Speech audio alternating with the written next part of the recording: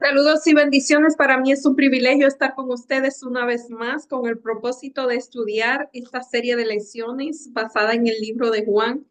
Y esta semana vamos a entrar en una sesión muy interesante. Estos escritores están dividiendo el libro por sesión. Vamos a aprender eso, algo nuevo, pero antes vamos a a pedir la dirección del Espíritu Santo por medio de la oración. Oremos. Amado Padre que estás en los cielos, alabado, glorificado, bendecido sea tu nombre por siempre.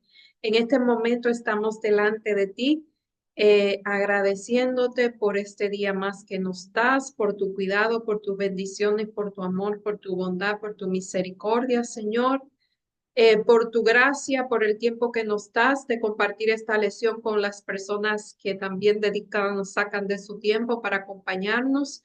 Eh, Gracias por ellas. Te pido una bendición muy especial, una bendición particular, individual por cada una. Que tu Santo Espíritu abra su mente y su entendimiento para que puedan entender las cosas que tú les quieres decir. También te pido la compañía de tu Santo Espíritu, Señor, para que al momento de estudiar esta lección nunca sean mis palabras, siempre las tuyas. Todo te lo pedimos primeramente pidiéndote el perdón de nuestros pecados y en el nombre y por los méritos de Jesús. Amén. El camino, la verdad y la vida. Recuerden que la semana pasada comenzamos con esto del gran yo soy, quién es Dios. Para cada persona Dios tiene, para cada necesidad, Él se acomoda a la necesidad de cada persona. Y aquí dice, a Dios nadie le vio jamás. El Hijo único que es Dios, que está en el seno del Padre, Él lo dio a conocer. Juan 1:18. O sea, como dijimos en semanas anteriores, Jesús vino a la tierra para mostrar quién era Dios, porque Él es Dios. Simplemente que hasta ese momento habían leído sobre Dios, pero no lo habían visto actuar. Siempre menciono que nosotros los seres humanos percibimos las cosas de manera muy diferente. Podemos leer todo algo y vamos a entender cosas muy diferentes. Eso es de acuerdo a un montón, un sinnúmero de cosas que ocurren en nosotros. Eh, y por eso siempre hay que hacer feedback, eh, o sea, tratar de preguntar si se entendió, si no se entendió. Eh, pero con esta línea de pensamiento quiero decir que Jesús vino a mostrar todo lo que estaba escrito ahora está en una realidad, todo lo que estaba escrito acerca de él. Como vemos, muchas personas entendieron cosas diferentes. Uno esperaban un rey, otro esperaba, bueno, todos esperaban un rey y él vino como un cordero. Y la Biblia decía que venía como un cordero, pero la gente entendió que venía como un rey. Y por eso hubo tanto problema. Ahora Jesús viene a mostrar quién es él. Y él dice, aquí dice que el Evangelio de Juan está dividido en cuatro sesiones principales. Yo le había dicho que esta gente son unos teólogos y ellos están dando clases de teología. Aquí dice el prólogo, Juan 1:1 al 18, la sesión acerca de las señales, Juan 1:19 al 12:50, y la sesión acerca de la gloria, Juan 13:1 al 20:31, y el epílogo que es Juan o la conclusión, Juan 21:1 al 25. Hasta ahora se ha estudiado el prólogo y la señal dedicada a las enseñanzas, a las señales, donde Jesús es mostrado quién era a través de los milagros. Juan lo llama señales, y que son diálogos y enseñanzas. Las lecciones se centran ahora en la tercera parte, que es la tercera, se concentra en la gloria. Y fíjense que la famosa afirmación de yo soy forma parte de un puente entre las señales de sesión en la sesión de señales y la sesión de la gloria, que lo que vamos a ver ahora. Yo soy la luz del mundo, Juan 8:12, yo soy la puerta, Juan 10:7 al 9, yo soy el buen pastor, yo soy la resurrección, yo soy el camino, yo soy la vida y yo soy la vid verdadera. La lección de esta semana vamos a comenzar con el discurso y despedida y su introducción con el significado del episodio del lavamiento de los pies y la declaración, yo soy el camino, yo soy el camino, la verdad y la vida. Y aquí la lección del lunes, del domingo, perdón, yo he dado ejemplo. Y aquí hay un discurso de despedida que Juan toma mucho tiempo para él. Juan 13 al 17. Del 13 al 17 es el discurso de despedida de Jesús. Instruye a los discípulos acerca del futuro. Su patrón literario es similar a la despedida de Moisés en Deuteronomio, la bendición de Jacob a sus hijos o la introducción de David a Salomón. Esto en Primera de Crónica 28-29. Jesús consuela a los discípulos respecto a su partida, promete un sustituto que es el Espíritu Santo, predice el dolor que vendrá y lo exhorta a permanecer fieles. Esas son las cosas que vamos a ver. En Juan 13, 1 al 20, este es casi el capítulo, yo lo voy a narrar porque es bastante. ¿Qué sucedió aquí? Porque esta historia es tan importante. ¿Qué lecciones quiso enseñar Jesús? Juan 13, Juan 13, Juan 13, 1 al 20. Antes de la fiesta de la Pascua, sabiendo Jesús que su hora había llegado para que pasase de este mundo al Padre, como había amado a los suyos, estaba también el mundo y los amó hasta el fin. Y cuando cenaba, como el diablo ya había puesto en el corazón de Judas, fíjense, Iscariote, hijo de Simón, que le entregara. Fíjense que hemos hablado eso de las tentaciones o sí, de las tentaciones. Aquí lo dice de una forma muy literal. El diablo puso en el corazón de Jesús, de Judas. Fíjense que Judas le gustaba el dinero, era codicioso. Y entonces el enemigo usó esa codicia, ese amor al dinero, para que él traicionara a su maestro. O sea, no fue que el diablo lo obligó, sino que eso estaba en el corazón de Judas y el diablo lo utilizó para, eh, para sus fines. Y cuando cenaban como el diablo, ajá, y sabiendo Jesús el Padre que le había dado todas las cosas en sus manos y que salido de Dios y que a Dios iba, o sea, Jesús no fue entregado, pero realmente fue el que se entregó. Todo eso estaba planificado, solamente que Judas pudo haber sido otra persona, pudo haber sido cualquier persona. Y dice que él se levantó de la cena y se quitó su manto y tomando una toalla, se la ciñó. Y luego puso agua en el lebrillo, en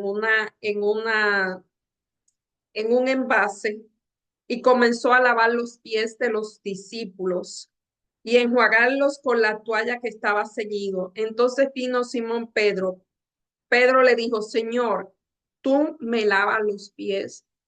Miren, en ese tiempo era costumbre, yo creo que creo no lo he dicho en semanas anteriores cuando hablamos de Jesús, cuando fue a donde Simón en semanas a Simón, que era una costumbre, porque allá las carreteras eran caminos que no estaban asfaltados, estaban llenos de polvo, y entonces, como estaban llenos de polvo, tenían que, era casi una regla de cortesía que el anfitrión tuviera un siervo que lavara los pies. Fíjense, en el caso de Simón, no, él no buscó el siervo y en el caso de los discípulos parece que se le olvidó o no tenían cómo tenerlo y nadie quería hacer eso, nadie quería rebajarse, vamos a decirlo así, a lavar los pies de los demás porque era el trabajo de un siervo. Y ahí viene Jesús a darle otra vez cátedra de qué se trataba su reino y él mismo se lava los pies, pero Pedro eh, dice, él no quiere que su maestro lo haga porque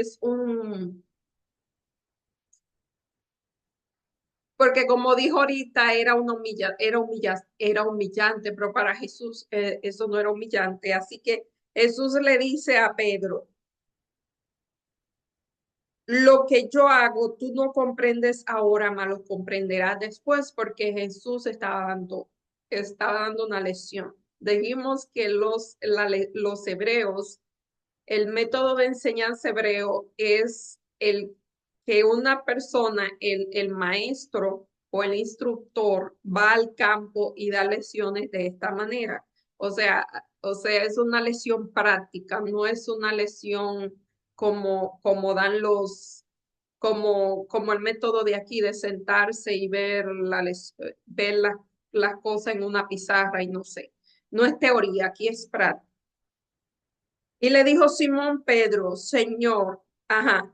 Y Pedro le dijo, tú no me lavas los pies jamás. Y Jesús le dijo, si no te lavaré, no tendrás parte conmigo. Y Pedro, que tenía una naturaleza exagerada, dice, Señor, no solo mis pies, también las manos y la cabeza.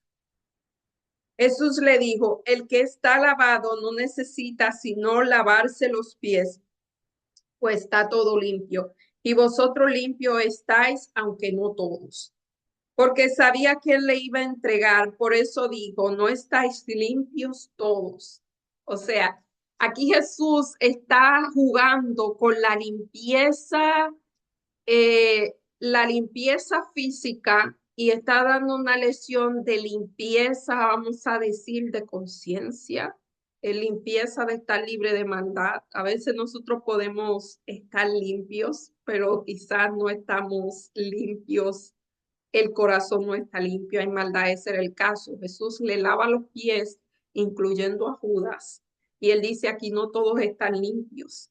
O sea, primero Jesús le dice a Pedro, nada más necesita lavarte los pies, porque lo demás ya tú te bañas, te vamos a decir, son solamente los pies porque viene caminando, y Pedro le dijo que lo lavara completo, le dijo que no.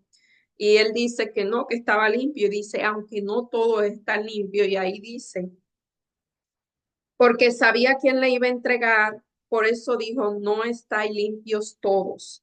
Así que después que le hubo lavado los pies, tomó su manto y volvió y le dijo, ¿sabéis lo que ha hecho?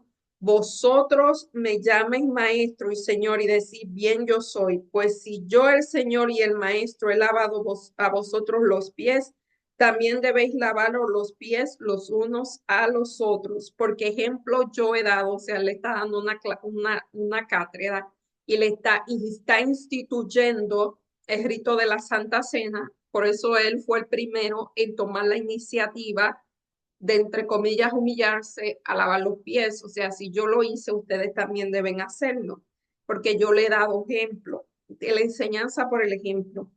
De cierto día, cierto digo, el siervo no es mayor que su señor, ni el enviado a su mayor que es envió. Si sabéis esta cosa, bienaventurados seréis si las hiciere. No hablo de vosotros, yo sé quién es elegido más, que se cumpla la escritura, el que come pan conmigo contra mí su calcañal. O sea, el que come contra mí. Fíjense que en Génesis 3:15 dice que el enemigo iba a herir el calcañal de la mujer, de la simiente de la mujer que era Jesús. Y aquí lo dice que su enemigo le iba a herir en el calcañal. Aquí hay una conexión. Falta la segunda parte de esa profecía. Después os lo digo que antes que suceda, para cuando suceda, creáis que yo soy. De cierto os digo, el que me recibe al que yo enviare, me recibe a mí, y el que me recibe a mí, recibe al que me envió. O sea, el que recibe a él, el que lo recibe a él, recibe también al Padre. Eh, entonces, eso fue una sorpresa, aquí dice la lección, fue una sorpresa para todos que el mismo Jesús fuera el que se humillara a lavar los pies de su siervo. Aquí dice, el significado de acción de Jesús está ligado a quién es Él. En Juan 13:13 Jesús afirma que Él es el maestro, no solamente el maestro, sino el Señor. Títulos con los que ellos se dirigían a Él y expresaban autoridad y poder. Sin embargo, Jesús enseña que el poder y la autoridad deben usarse para servir, no para engrandecerse. De acuerdo con el ejemplo de Jesús, la Iglesia Adventista practica lo que denomina el rito humildad como preparación para la Santa Cena. O sea, que aquí la enseñanza es el que tiene más autoridad y más poder es el que más tiene que servir. Así es. En el reino de los cielos es así. No es que él tiene autoridad y poder, hay que servirlo a ellos y puede y ejerce un control arbitrario sobre los demás, sino es el que más tiene que servir. ¿Qué nos enseña el rito de humildad acerca de cómo seguir los pasos de Jesús y cómo servir humildemente a los demás? Eso mismo, Jesús dijo, como yo he hecho, si yo soy su maestro y su señor y yo lo hice, ustedes también tienen que hacerlo porque yo lo hice primero. En la parte del lunes es una promesa, ciertamente volveré. Juan 14, 1 al 3 dice, no se turbe vuestro corazón, creéis en Dios, creed también en mí. En la casa de mi padre muchas moradas hay, de otra manera no lo hubiese dicho, voy presa a preparar lugar para vosotros, y si me fuere y os preparé el lugar, vendré otra vez y os tomaré a mí mismo para que donde yo estoy, vosotros también estéis. Y al final Juan 13, Jesús dice que se va, lo que hace que Pedro le pregunte a dónde. Recuerden que los discípulos todavía tenían la mente aquí. Ellos sabían que Jesús era su maestro, pero yo todavía, aunque a veces lo decía, ellos no entendían que era el maestro y no entendían cuál era su obra realmente. Y ellos le preguntan a dónde tú te vas. Los discípulos no entienden que Jesús está hablando de su muerte, de su resurrección y ascensión.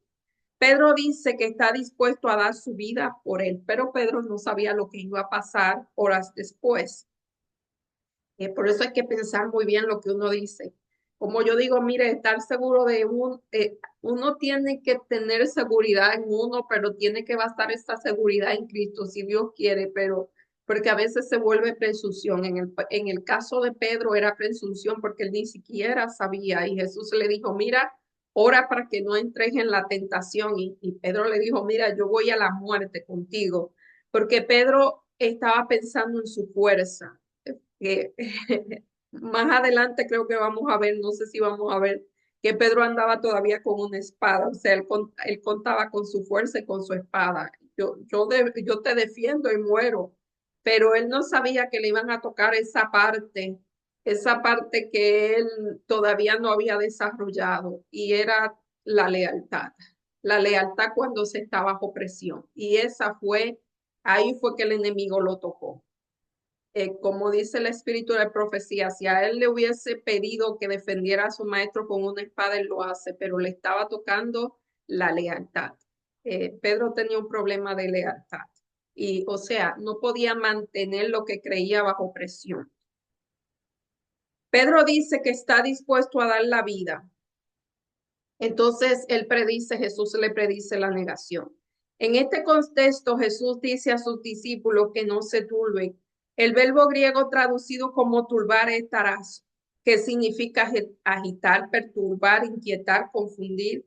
No era de extrañar que los discípulos se sintieran confusos ante la palabra de Jesús acerca de su partida, pero para contrarrestar sus temores, habla de la casa de su padre donde hay muchas habitaciones, no son mansiones, sino habitaciones como en una posada.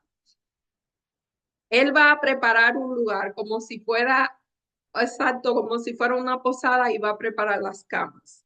Su palabra va más allá de la tormenta de la cruz. Hacía momento que es regresar a redimir a su pueblo. O sea, Jesús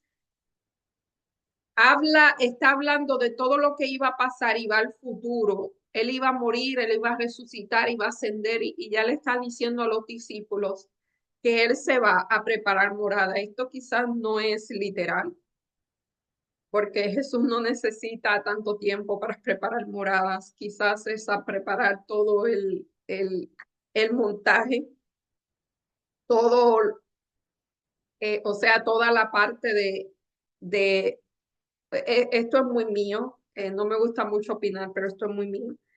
Quizás a preparar todo, o sea, a seguir el curso del plan de salvación, a ejecutarlo. Y claro, incluye las moradas. ¿En qué se basa nuestra confianza en esta promesa? Muchos dirían que en el cumplimiento de la profecía bíblica. Y es cierto, pero Juan 14:3, la base de esta confianza se establece a manera diferente. En el idioma original, la afirmación vendré.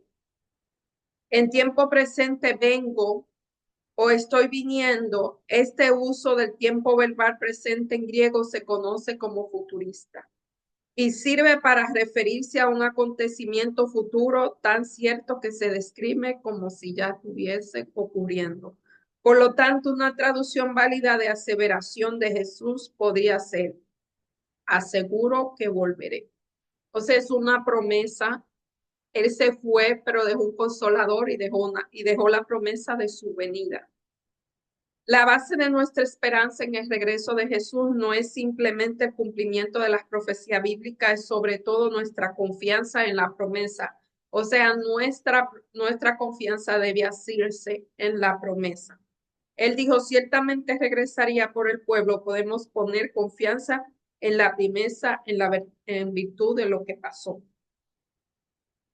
¿Qué nos enseña la cruz acerca de la certeza de Cristo Jesús, de que nos servirá la muerte de la vida después de la segunda venida? En Mateo, en la parte del martes, yo soy el camino, yo soy la verdad y yo soy la vida. Juan 14:5 al 6. Y dijo Tomás, Señor, no sabemos dónde vas, otro más. ¿Cómo pues podemos saber el camino? Mire, es una pregunta muy válida. Eh, Realmente es una pregunta muy válida. Jesús le dijo, yo soy el camino, la verdad y la vida. Nadie viene al Padre si no es por mí. O sea, Jesús iba al Padre y él era el camino hacia el Padre. Nadie iba al Padre si no era por él.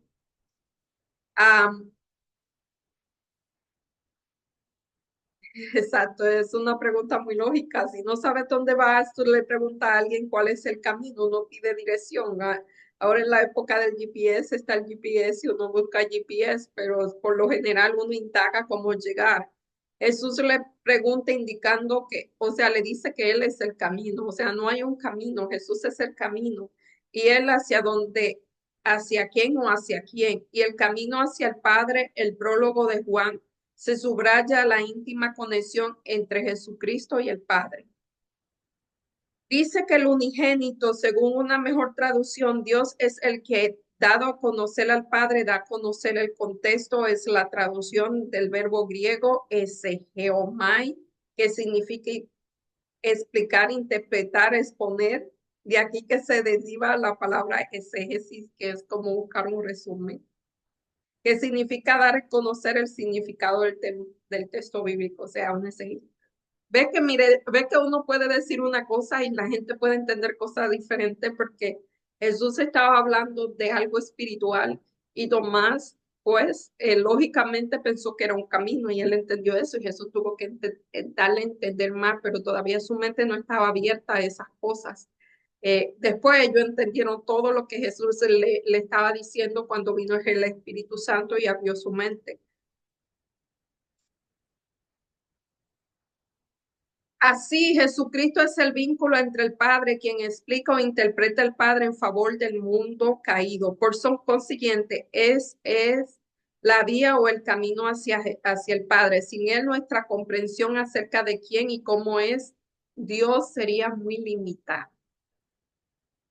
Juan 14:7 al 11 dice, si me conocieres, también a mi Padre conoceréis. Y desde ahora le conocéis, le habéis visto. Felipe dijo, Señor, muéstranos al Padre y no basta. Felipe está más cerca todavía. Y Jesús le dijo, tanto tiempo hace que estoy con vosotros y no me habéis conocido. El que me ha visto a mí, ha visto al Padre. ¿Cómo pues dice, muéstranos al Padre? ¿No crees que yo soy en el Padre y el Padre en mí? Fíjese, yo soy en el Padre. Lo que Él es, era en el Padre. Las palabras que yo hablo, no hablo por mi propia cuenta, sino el Padre que mora en mí. Él hace las obras. Créeme que yo soy Dios el Padre y el Padre de otra manera, créeme que las mismas obras, o sea, todo lo que Jesús lo hacía y decía, lo decía a través del Padre, porque Él estaba en el Padre, Él era, o sea, Él era en el Padre y el Padre hablaba en Él y hablaba y obraba a través de Él.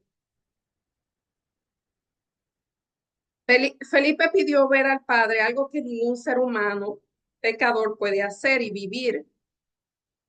Jesús reprende la falta de comprensión y señala que a verlo a él ha visto al Padre. Por consiguiente, está claro que Jesús es el camino hacia Dios. El camino se vuelve oscuro e incierto. Él es la luz y ilumina el camino.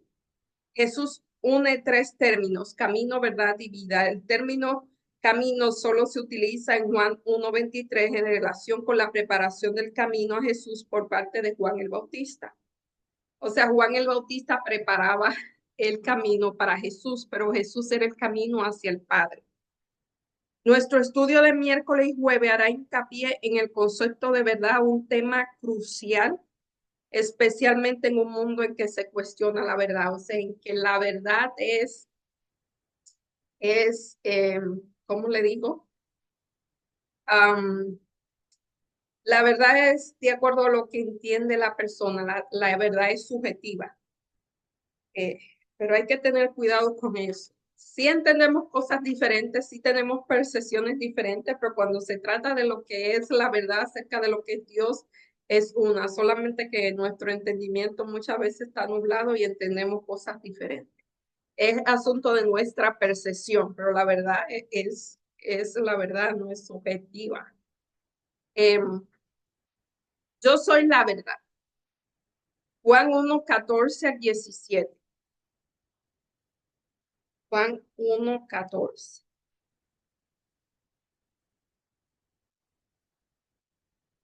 Y aquel verbo fue hecho carne y habitó entre vosotros y vimos su gloria, gloria como el unigénito del Padre, lleno de gracia y de verdad.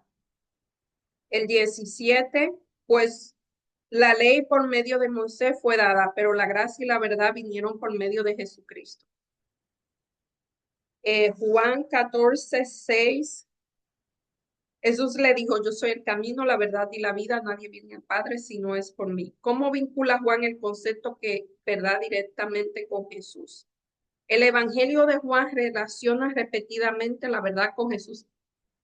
Es que Jesús es la verdad, con su Padre y con su Espíritu Santo. La verdad está relacionada con Jesús, que es la palabra logos, y con la luz que en contraste con las tinieblas. Juan 1:14, 3:19 al 21. Asimismo, la mentira está relacionada con el diablo y el pecado. O sea, Dios es de la luz y la verdad, el diablo es de la oscuridad o las tinieblas y la mentira.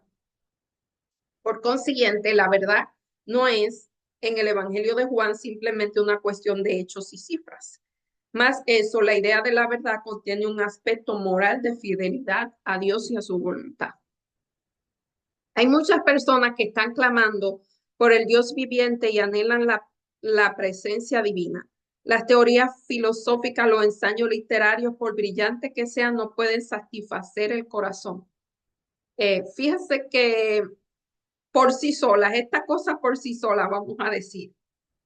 Los acertos y las invenciones de los hombres no tienen ningún valor. Que la palabra de Dios hable a la gente, que los que escuchan solo tradiciones, teorías y máximas humanas hagan la voz del ser cuya palabra puede renovar el alma, la vida eterna. Esto es palabra de vida de Gran Maestro, página 22. Miren, hagan una prueba. Bueno, no la hagan mucho. Pero mire, nosotros como la humanidad, nosotros como humanidad estamos llenando nuestra mente de tantas cosas que son tan superficiales y así mismo nos estamos volviendo. Fíjense que entre más usted llene su mente de cosas que no valen la pena, su entendimiento se va a nublecer cada día más. O sea, usted se va a llenar de todas esas cosas y depende de que usted se llene, así va a entender lo nuevo que va a entrar y va a entender la palabra de Dios. Por eso hay tantas confusiones en este mundo. Mientras usted más estudie la palabra y menos esté en cosas de este mundo, va a ser mucho mejor. Su mente se va a aclarar muchísimo más. Y aquí hay una frase de el teólogo C.S. Lewis o C.S. Lewis. Dice, creo en el cristianismo como creo en la salida del sol. No solo porque lo veo, sino porque en él veo a todos los demás. Is Theology Poetry, eso es un libro, es la teología poesía, bueno, sí puede ser. Eh, Fíjense que Luis, en un tiempo de su vida, él llegó a ser ateo. Y por eso él habla de esa manera. Todo lo que existe fue creado no solamente por la obra de Jesús, sino que Él es también el sustentador. No solamente el creador, sino el sustentador. En la parte del jueves, las escrituras y la verdad. En el Evangelio de Juan, las escrituras desempeñan un papel importante al hablarnos de aquel que es el camino, la verdad y la vida. A lo largo de los evangelios, como en toda la Biblia, la escritura desempeñan un papel clave en la revelación de la palabra. Esto especialmente es cierto donde se enseña quién es Jesús y quién vino a ser. Juan 5:38 al 40, ¿qué dice Jesús aquí acerca de las escrituras? Juan 5:38 al 40. Ni tenéis su palabra morando en vosotros, porque a quien él envió vosotros no creéis. Escudriñad las escrituras, porque a ellas os parece que tienen la verdad y ellas son las que dan testimonio de mí. Y no queréis venir a mí para que tengáis vida. Gloria de los hombres no recibo, mas yo os conozco que no tenéis amor de Dios en vosotros. Fíjense, yo estaba escuchando un sermón y estaban dando ejemplo de la maldad y la persona, o sea, tenemos eso en común, porque dice que maldad no es matar, no hay que robar. Simplemente hay que cerrar el corazón a ver una persona con hambre y uno con comida y no darle de comer. Ah, solamente, bueno, no quiero decir otra cosa, pero últimamente he visto mucho que para hacer maldad no hay que hacer muchas cosas de las que no se deben. A veces la maldad es omisión o tener intenciones que no son.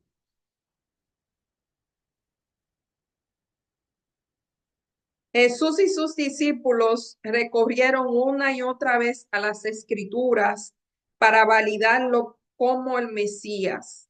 Cristo dijo, si ustedes creyesen a Moisés, me creerían a mí, porque él escribió sobre mí. Pero si no creéis a sus escritos, ¿cómo creer en mi palabra? Yo decía, o sea, él tocó a Moisés. Moisés era casi venerado por los judíos, era alguien demasiado especial y él está diciendo que si creyeran en él, ellos decían que creían, pero no creían nada, porque si hubiesen creído en Moisés, le creyeran a él. Lucas 24:27. Lucas 24:27.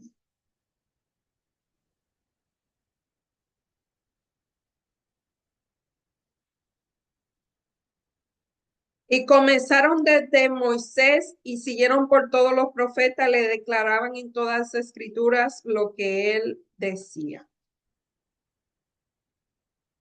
O sea, Jesús utilizó lo que estaba escrito, el Antiguo Testamento, los escritos de Moisés, para él mostrar que él era el Mesías.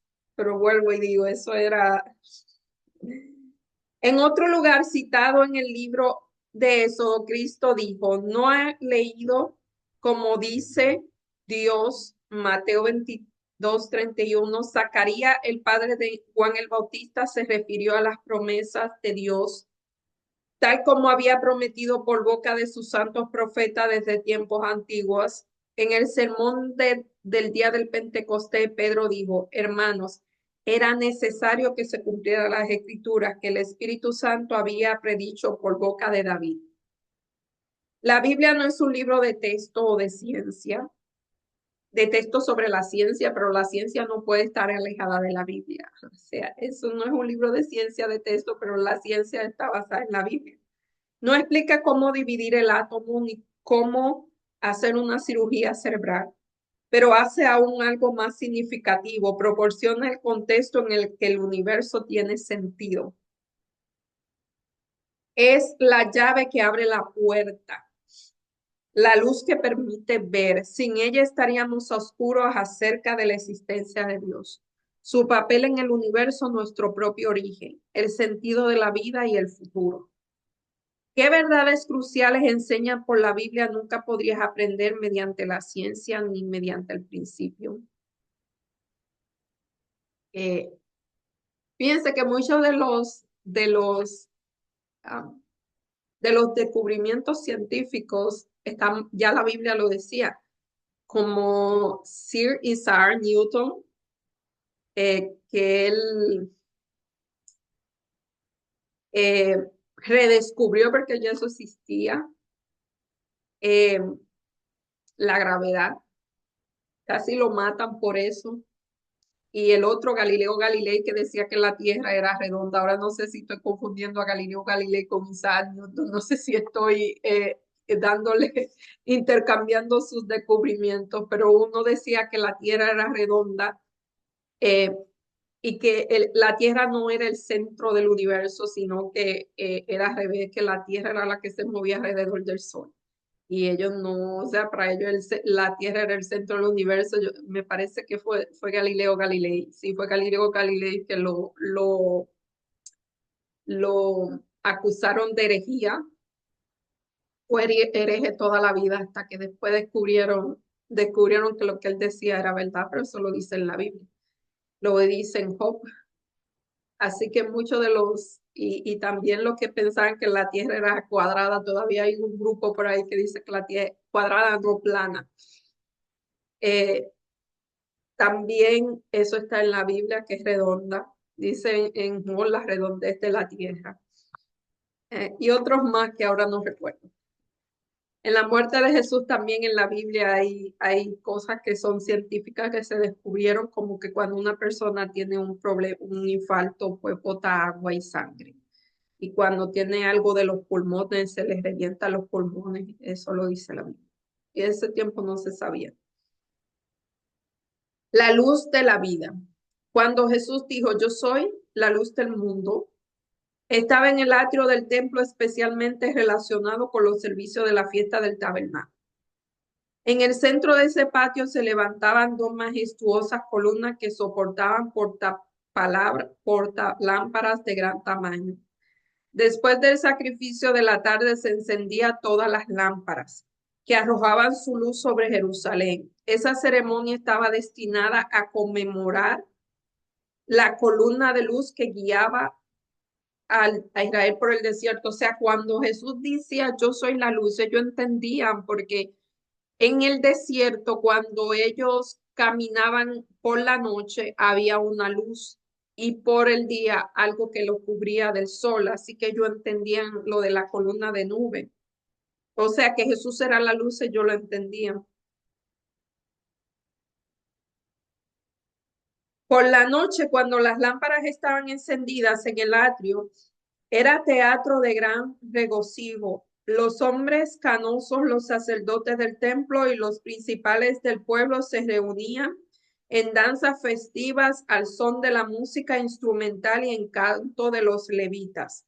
En la iluminación de Jerusalén, el pueblo expresaba su esperanza en la venida del Mesías para, de, para derramar su luz sobre Israel. Pero para Jesús la escena tenía un significado más amplio. Cuando la lámpara radiante del templo alumbran, cuando las rodea, así Cristo, la fuente de la luz espiritual, ilumina las tinieblas del mundo. Sin embargo, el símbolo era imperfecto, era gran luz que su propia mano había puesto en los cielos, era la representación más verdadera de la gloria de su misión. Era de mañana, el sol acababa de levantarse sobre el monte de los olivos y sus rayos caían por deslumbrante brillo sobre el palacio de mármol. e iluminaba el oro de las paredes del templo cuando Jesús señalando dijo, yo soy el camino, yo soy la luz del mundo. O sea que yo estaba mirando algo que representaba la luz y él dijo, yo soy la luz del mundo. Vuelvo y dijo, cuando Jesús hablaba, siempre había algo a su alrededor, algo que ellos podían ver y con que ellos podían relacionar lo que Jesús estaba diciendo. Bueno, esta lección ha sido muy interesante, pero yo sin más me despido, instándolos siempre a que lean su Biblia, estudien su Biblia. Realmente la lección solamente es eh, una, un método para uno leer la Biblia para desarrollar más ciertos temas, así que vayan a la fuente.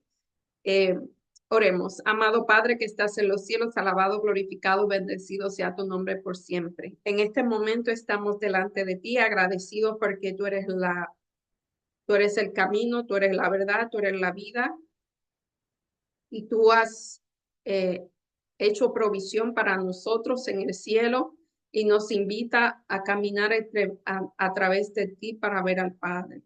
Ayúdanos, Señor, a aclarar nuestra mente, nuestro entendimiento, a limpiar nuestro corazón de tantas cosas que no nos permiten verte de la manera que realmente eres. Bendice a cada persona que nos ve, que tú le des una semana repleta de bendiciones y que la bendición sea más grande, Señor, sea que puedan crecer cada día más y más en conocimiento tuyo. Todo te lo pedimos en el nombre y por los méritos de Jesús. Amén. Bye, hasta la próxima semana, si así el Señor lo permite.